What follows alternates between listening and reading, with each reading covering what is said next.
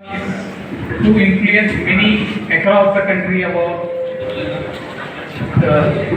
the rural economy and how we can make a difference to sustain the livelihoods and the farmers, the village level. It's one of the greatest thinkers in this area. I'm really honored for this, and I really thank the Tamil Nadu Farmers Friend for conferring this award to me. And this award is not just for me, it's for the lakhs of farmers who actually showed that transition is possible, who worked with us, who kept trust on us and then made it in Andra Pradesh and Telangana. So, பெரும் நன்றியை நான் தெரிவித்துக் கொள்கிறேன். பெரிய காந்திய பொருளியல் பேரறிஞர் ஜேசி குமரப்பா பெயராலே வழங்கப்படக்கூடிய இந்த விருது எனக்கு கிடைப்பதை நான் மிகப்பெரிய பெருமையாக கருதுகிறேன். கிராம பொருளாதாரத்தை, நீடித்த வேளாண்மையை முன்னெடுத்து செல்வதில் பலருக்கும் உத்வேகமான ஒரு மனிதராக ஜேசி குமரப்பா இருக்கிறார். இது எனக்கு தனிப்பட்ட முறையில் அளிக்கப்பட்ட விருதாக கருதாமல் என்னோடு சேர்ந்து பணியாற்றிய லட்சக்கணக்கான ஆந்திரா தெலுங்கானா உழவர்கள் முடியாது என்பதை சாதித்து காட்டியிருக்கிற, முடிவது சாதித்து காட்டியிருக்கிற அந்த உழவர்களுக்கு அளிக்கப்பட்ட விருதாக கருதி பெருமதித்து அடைகிறேன். In 2004, so nearly about 18 years back, in few villages to work with farmers to support sustainable agriculture. So by sustainable agriculture we mean two folds. One, ecologically sustainable. So how do we sustain environment? So your soil, water and environment, how do we sustain? On the other hand, how do we get better income for the farmers so that farmers' livelihoods can sustain? So these are the two focus we started with in 2004, and we started with about 10 villages working with small number of farmers in different districts of Andhra Pradesh, and then we gradually spread across the state. And we also believe it's not enough to work with farmers directly and show and establish models, but we also need to work with the government so that large scale change is possible. So that's where we started partnering with the state government. So in Andhra Pradesh we could partner with the state government. Between 2005 to 2008 we could work with nearly about 35 lakh acres and then bring down the pesticide use in the state.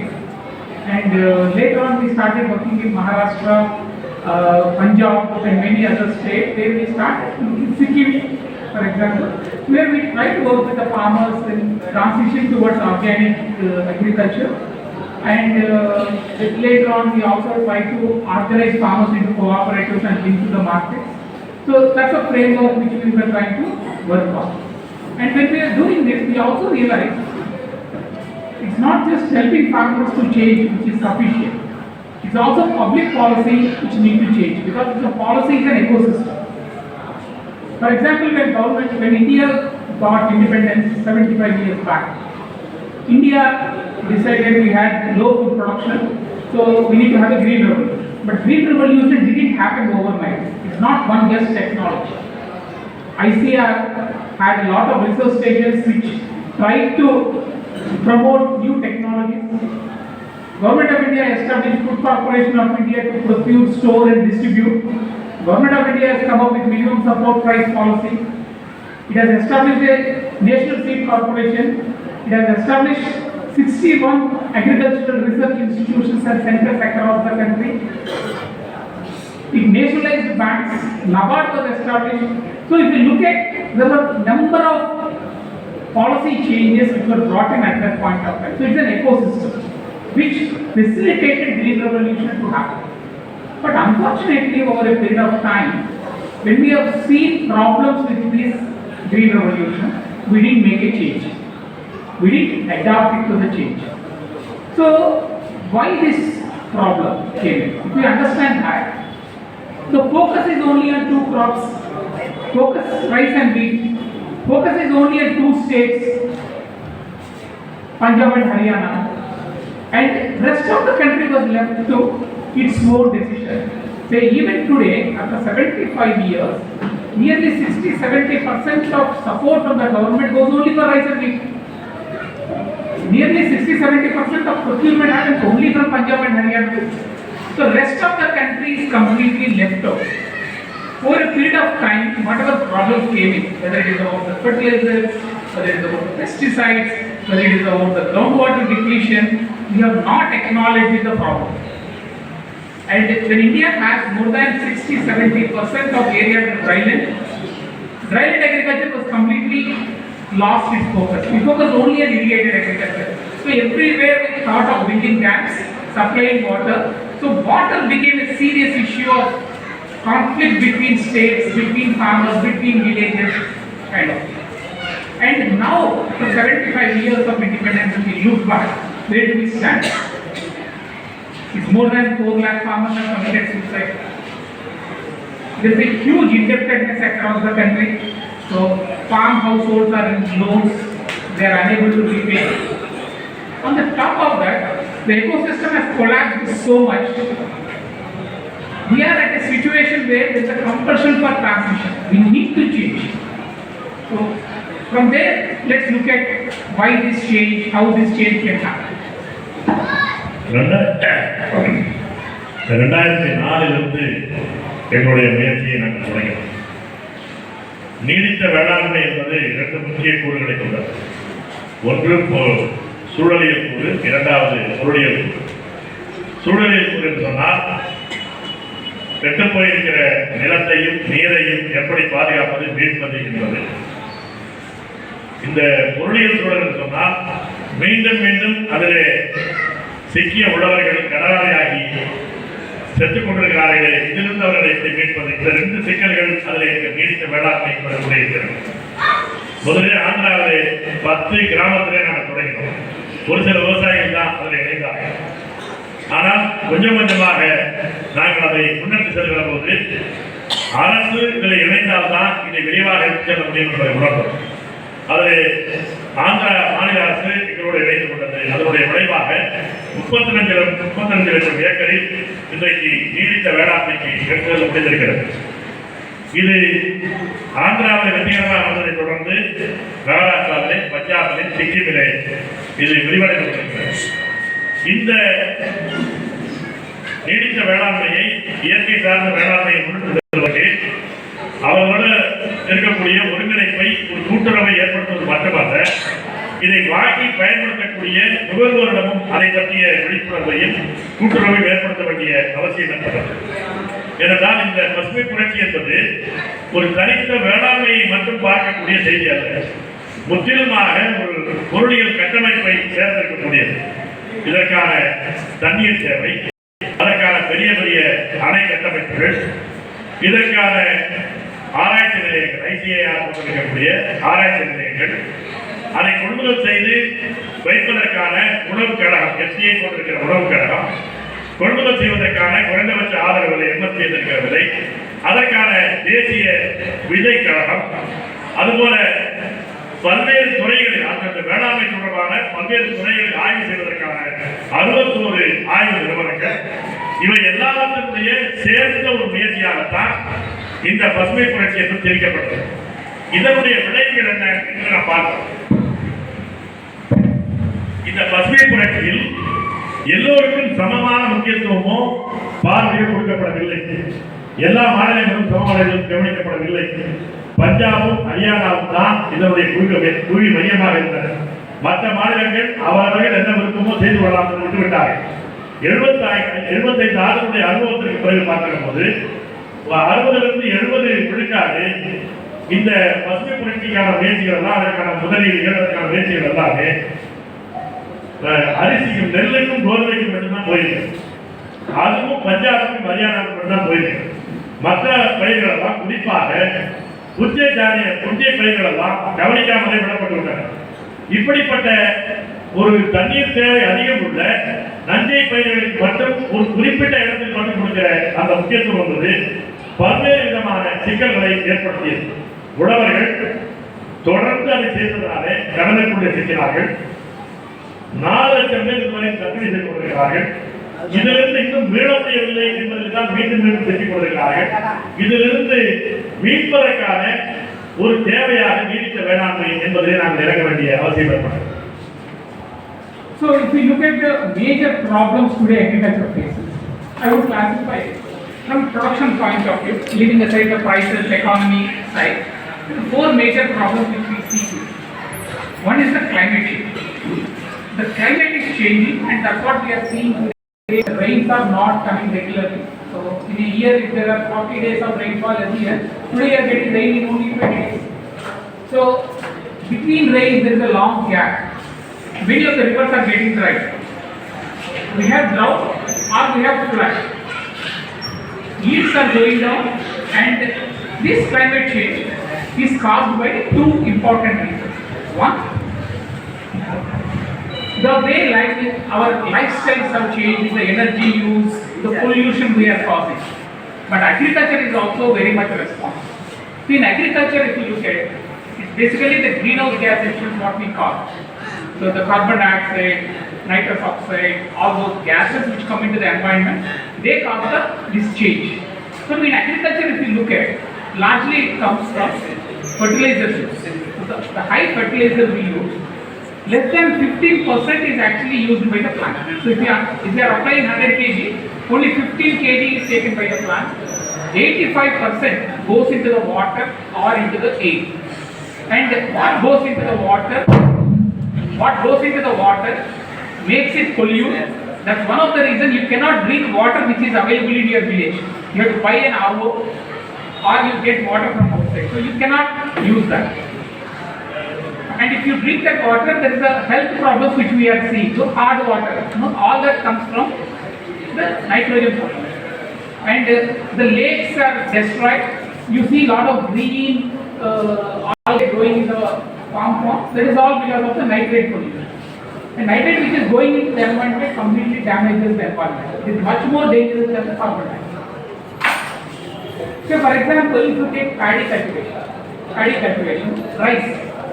1 acre of rice, the amount of pollution it causes is 3 times of a car, one single car. For 1 year, the kind of pollution it causes. 1 acre of paddy in one season is 3 times the pollution. Imagine, the more and more paddy we are growing, more than what we need, then there is more and more pollution. But if government buys only paddy, all of us will only grow rice, because for other crops there is no procurement, there is no price support, so obviously we grow it. Second important issue about rice is also water. 1 acre of rice production takes 60 lakh liters of water. 60 lakh liters is 100 families 1 year water consumption. 1 kg of rice takes nearly about 5,000 liters of water. So imagine how much water we are pumping over. So if the local rainfall is 500 millimeters, and if you are growing rice, you are using 3 years rain in one season. 3 years rain we are using in one season. So the safety is a very important concern when it comes to the agriculture. And more new technologies coming in, like the GM technology. Without testing, if they are trying to introduce in the states, this is a serious issue. And in 2002, exactly 20 years back, Government of India has introduced BT cotton. So 20 years later, there is no review done. What has happened with the BT cotton? What happened to the cotton farmers? And what are the environmental issues? Because the long-term problem can only be understood without looking into BT cotton impacts. We got into BT brinjal, BT rice, BT vending, several other crops, all are in pipeline.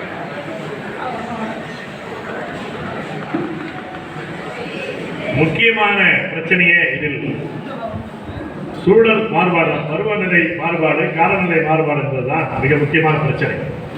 அதில் 4 கூறுகள் இருக்கின்றன. மிகப்பெரிய அளவுக்கு 40 நாட்களில் பெய்ய வேண்டிய சன்னமாக பெய்ய வேண்டிய மழை 20 நாட்களிலேயே கொட்டிட்டு இருக்கிறது. மிகப்பெரிய இடைவெளி மழைக்கும் இடையில் இருக்கிறது. எனவே சில நேரத்தில் கடுமையான வறட்சி, இன்னும் சில நேரத்தில் தாங்க முடியாத வெள்ளம் என்ற பல்வேறு பிரச்சனைகள், நீர் சார்ந்த பிரச்சனைகளை சந்திக்கிறோம். இது தொடர்பாக மாநிலங்களுக்கு இடையிலே தண்ணீர் பகிர்வு, இது தொடர்பாக ஒரு 4 கூறுகளை நான் பார்க்க விரும்புகிறேன்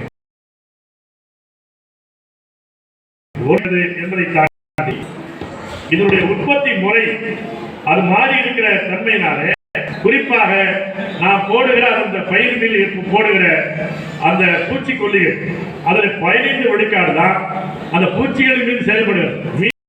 விழுக்காடுகள் தண்ணீரிலே போய்விடுகிறது. அதில் இருக்கக்கூடிய நாம் பயன்படுத்தக்கூடிய உணவுப் பொருள் அதில் மீதமாக தங்கிவிடுகிறது. எனவே நாம் பயன்படுத்தக்கூடிய அந்த விஷம் என்பது பரவலாக மக்களிடம் போகிறது. அந்த விஷங்களிலேயே நைட்ரஜன் சார்ந்த விஷம் தான் மிகப்பெரிய பாதிப்பை ஏற்படுத்துகிறது. நாம் வயல்களிலேயே பார்க்கலாம், பச்சை அந்த பாசி படர்கிறது. இது நைட்ரஸ் ஆக்சைடு அதிகமாக படுவதனாலே அதிகமாக வருகிறது. அதே போல நாம் பயன்படுத்துகிற தண்ணீரின் அளவு, தண்ணீரினுடைய அளவு இந்த பசுமை புரட்சியினுடைய விளைவாக மிக அதிகமாக ஒரு ஏக்கருக்கு நாம் பயன்படுத்தக்கூடிய 60 லட்சம் லிட்டரை நாம் அந்த நெல் பயிர்களுக்கு ஒரு ஏக்கருக்கு 60 லட்சம் லிட்டரை பயன்படுத்துகிறோம். சுருக்கமாக சொன்னால் ஒரு கிலோ விளைவதற்கு 5000 லிட்டர் தண்ணீரை நாம் இழந்துவிட்டு பூமிக்குள்ள இருந்து தண்ணீரை தேடுகிறோம். அது மிகப்பெரிய சிக்கலை உண்டாக்குகிறது.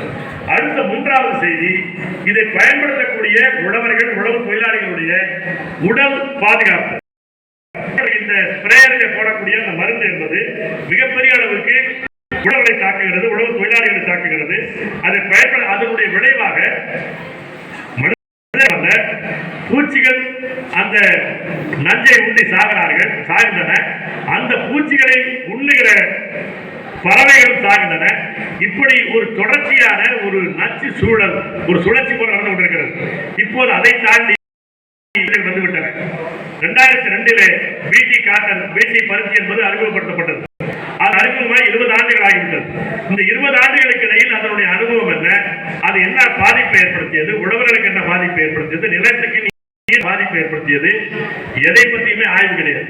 அதற்கு அடுத்தடுத்து பிடி வகைகளை, பிடி நெல்லை பயன்படுத்தினார்கள். அதற்கு பிறகு பிடி கத்திரியை சொன்னார்கள், பிறகு பிடி வெண்டையை சொன்னார்கள். இப்படி தொடர்ச்சியாக எல்லாவற்றையும் பிடி ரகங்களை அறிமுகப்படுத்தி வருகிறார்கள். இது எல்லாமே என்ன விளைவுகளை ஏற்படுத்தியது என்பதை பற்றி கவலைப்படாமலேயே, ஆய்வு செய்யாமலேயே திணித்துக் கொண்டிருக்கிறார்கள்.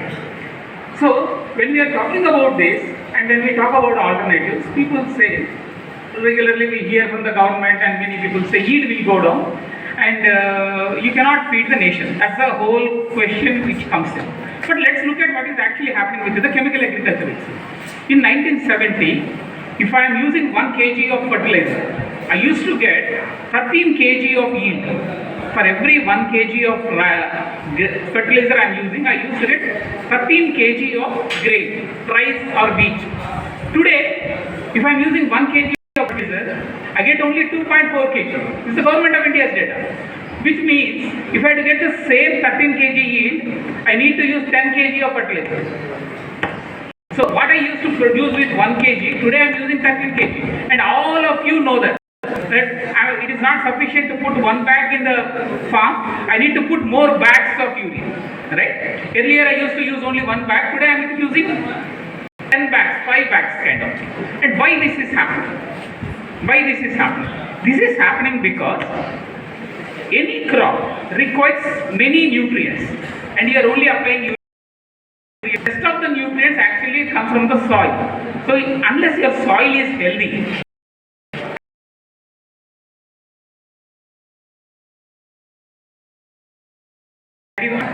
so your soil is losing its strength. So when the soil loses strength, you are trying to feed it with the fertilizer. And we are trying to put as much as fertilizer possible and see that it comes. This is what we are trying to do. But what we are not understanding is what is its impact on a larger scale. I already told you about the pollution. Let's look at the economic impact. At the farmer's level, minimum 10 to 20,000 rupees is spent on fertilizer. One farmer nearly 10 to 20,000 on fertilizer. If you look at one village which has about, say, 1,000 acres, what is the fertilizer used? How much is spent? 1 crore rupees. One village spends 1 crore rupees on a fertilizer per season. And how much the entire village income is? Hardly 50,000, 50 lakhs or less than that.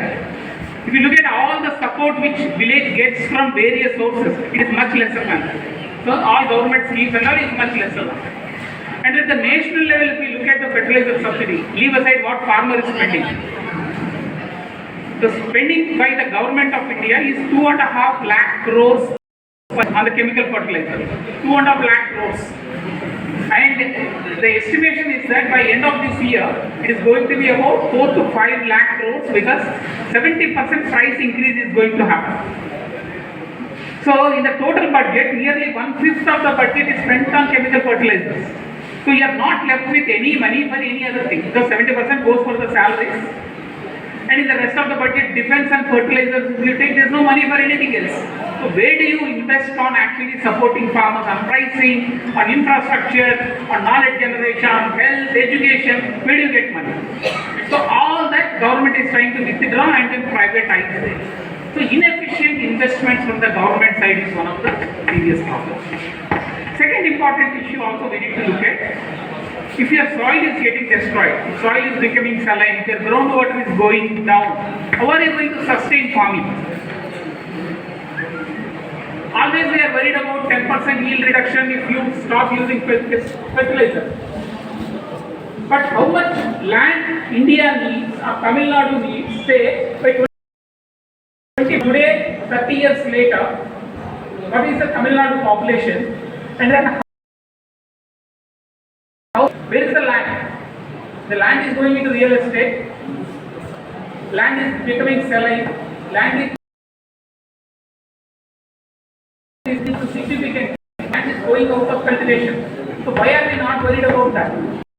Sustainability we need to look at. So it is not only about today's food production, it is also tomorrow's food production, day after food production. 50 years down the lane, how do we do it? Today fertilizer largely comes from two sources. India produces its own. It uses all the energy. So the coal reserves. So Naiveli is there. There is a fertilizer factory next to it. Ramagundam is there. Next to it there is a factory. Or we import naphtha, gas, and then produce the fertilizer. Or we import fertilizers itself. What happened when the Ukraine war happened? Fertilizer price went up. Right? Because you are not importing fertilizer, but you are importing the natural gas. So now the price went up. Imagine tomorrow the natural gas is over. How long we are going to use natural gas or fertilizers or the pesticides or the coal? Another 25 to 30 years or 40 years. After that we don't have these chemical sources. We don't have phosphorus sources. We don't have potassium sources. So you can't even make a fertilizer after say 20 years, 30 years, 40 years. So it is going to increase prices. So what is the long-term solution for this? What is the sustainability of land, water and agriculture? This is something we need to worry about. நீங்கள் மாற்று வேளாண்மையை யோசிக்கிற போது இப்போது என்ன நடந்து கொண்டிருக்கிறது பார்க்கலாம். 1970ஆம் ஆண்டு அந்த அரசாங்கத்துடைய கணக்குப்படி 1970ஆம் ஆண்டு 1 கிலோ நீங்கள் யூரியா போட்டீர்களானால் 13 கிலோ உங்களுக்கு தானியம் கிடைக்கும். இப்போது 1 கிலோ இப்போது இருக்கிற கணக்குப்படி அரசாங்கத்துடைய கணக்கு தான் சொல்லுங்க. 1 கிலோ போட்டால் 2.4 கிலோ தான் தானியம் கிடைக்கும். அப்படியானால் நீங்கள் பழைய 13 கிலோவை பெறுவதற்கு 10 கிலோவை போட வேண்டும். 1 கிலோவுக்கு பதிலாக 10 கிலோவுடைய உரத்தை போட வேண்டும். நாம் சொல்வதெல்லாம் யூரியாவை மட்டும்தான். மற்ற சத்துக்கள் எல்லாம் நிலத்துக்கு தேவை. அது அந்த தானியத்துக்கு தேவை. தானியம் வளர்வதற்கு தேவை. ஆனால் அதெல்லாம் நிலத்திலிருந்து நிலத்தை நாம் பாழ்படுத்தி விட்டோம். அந்த வளங்களே இல்லாத அளவுக்கு பாழ்படுத்தி விட்டோம். அதனுடைய விளைவு ஒரு விவசாயி ஒரு ஏக்கருக்கு 1000 ரூபாய் செலவு செய்கிறார் சொன்னால் 10,000 ரூபாய் செலவு செய்கிறார் சொன்னால் ஒரு 1000 ஏக்கர் உள்ள ஒரு 1 கோடி ரூபாய் செலவாகும். அது மீறி அவர்களுக்கு கிடைக்கக்கூடிய வருமானம் என்ன? 50 லட்சம் தான். இப்ப 1 கோடி ரூபாய் செலவு செய்துவிட்டு 50 லட்சம் வருமானமாக பெறுகிறோம். இதற்கு ஈடாக அரசாங்கம் அதற்கு மானியம் கொடுக்கிறது. உர மானியம் தருகிறது, பூச்சிக்கொல்லி மானியம் தருகிறது. இவையெல்லாம் இன்றைக்கு 2.5 லட்சம் கோடியாக உயர்ந்திருக்கிறது. 2.5 லட்சம் கோடியாக உயர்ந்திருக்கிறது. இன்றைக்கு விலைவாசி உயர்ந்து விட்டதனால எல்லாம் இறக்குமதி சார்ந்திருக்கிற அந்த உரம் எல்லாமே இறக்குமதியை பொறுத்து சார்ந்திருப்பதனால இன்றைக்கு என்ன ஆகிறது சொன்னால் 4 லட்சத்திலிருந்து 5 லட்சம் கோடி ரூபாய் வரையிலும் அதற்கு செலவாக போகிறது. இந்த பணத்தை எல்லாமே அதில் கொட்டி விட்டால் நமக்கு தெரியும் அரசாங்கத்தினுடைய ஊழியர்கள் அவருடைய பென்ஷனுக்கு அரசாங்கத்தினுடைய பட்ஜெட்ல ஆண்டு பட்ஜெட்ல 70% பணம் போகிறது. மீதியினுடைய பெரும்பகுதியை இந்த யூரியாவும் இந்த இதுவும் எடுத்துக்கொண்டு விட்டால் கல்விக்கான செலவு மற்ற வளர்ச்சிக்கான செலவுக்கு பணமே கிடையாது. இப்போது அதனுடைய வளமும் தேய்த்து கொண்டிருக்கிறது. நீங்கள் ஏற்கனவே போட்ட யூரியாவுக்கு அதே அளவுக்கு தானிய விளைச்சல் இல்லை என்று சொன்னால் ஒரு தமிழ்நாட்டை மட்டும் எடுத்துக்கொண்டு போனால் இன்னும் அதனை விளைவிப்பதற்கான புதிய நிலம் எங்கே கிடைக்க போகிறது. ஏற்கனவே இருக்கிற நிலம் சுருக்கி போய் நஷ்டத்தின் காரணமாக விவசாயிகள் விட்டுக் கொண்டிருப்பதனால அது ரியல் எஸ்டேட்டுக்கு போய் கொண்டிருக்கிறது.